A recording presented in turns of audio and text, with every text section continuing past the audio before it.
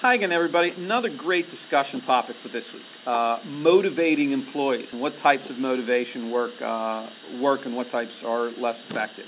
Very challenging, and there's a number of important theorists who've talked about motivation over the years, including Abraham Maslow, Hirschberg, people like that who've talked about what it is that causes people intrinsic versus extrinsic motivation. Most experts will tell you that intrinsic motivation is by far the more significant motivator. And I worked for a guy once who said, you can't motivate anybody.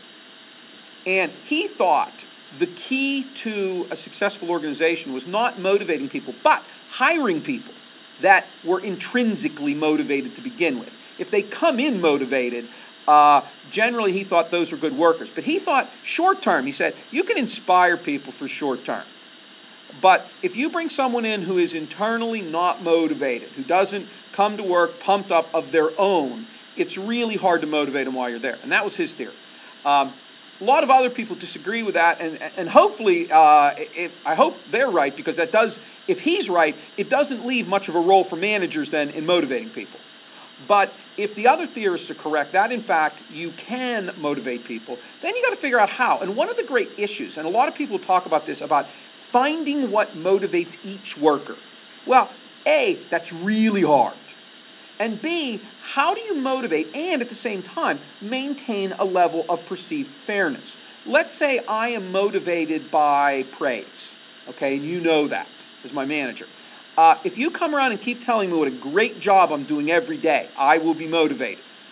But if you don't do that to other employees, maybe they're motivated by other things, more so than praise. Or maybe they're also motivated by that as well. But if I'm the one getting the lion's share of that attention, does that create a perception of unfairness?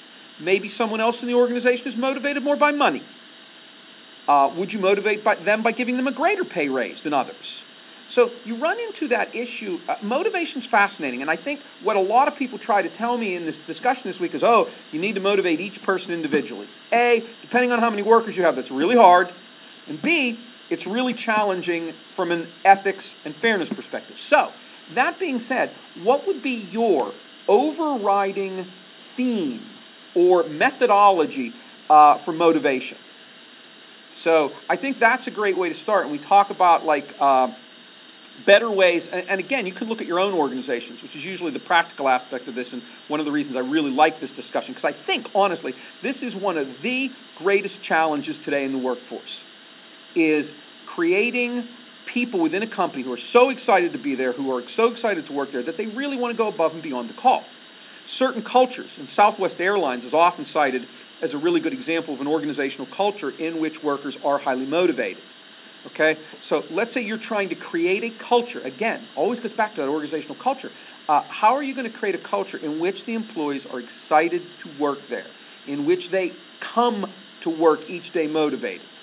So think about that. You can, again, look to some of the major theorists that are talked about in the book this week or in the text, and come up with a comprehensive plan as to what you personally think works theoretically and or within your own organization. And that should lead to some really interesting discussion this week. Thanks, guys.